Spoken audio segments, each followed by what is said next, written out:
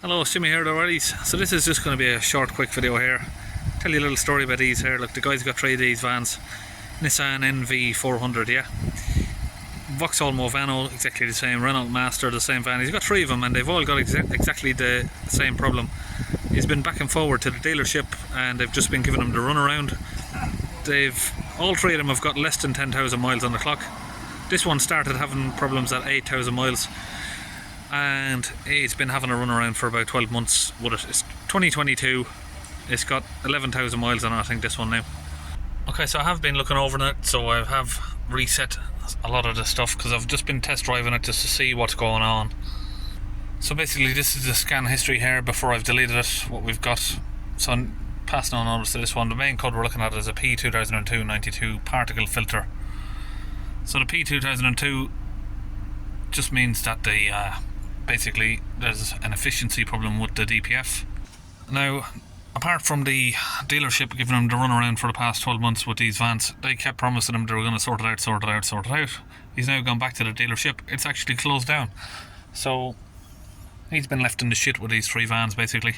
Now he's went to three separate DPF specialists. They've cleaned the DPF 3 times and within a couple of hours the light comes back on.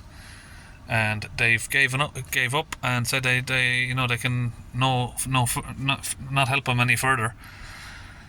P2002, first thing you need to do just to have a look at what's going on when you see that code is this. Go to the exhaust tip and just get your finger in there.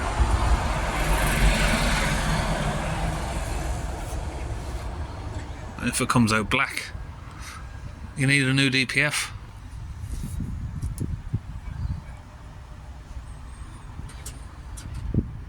So that's it really, the black finger test.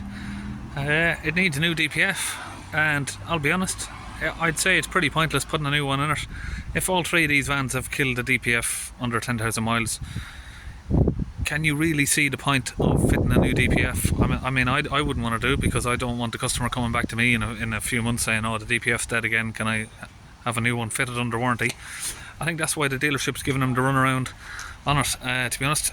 So this is yet again another Euro 6. So we've had Land Rovers now, Fords, Nissans and Vauxhalls. All of these new Euro 6s with the particle matter sensors seem to be given this exactly the same issue. Absolute waste of time. It just seems like you're just going to keep chucking your money away with these motors. So that's it, I'll see you in the next video.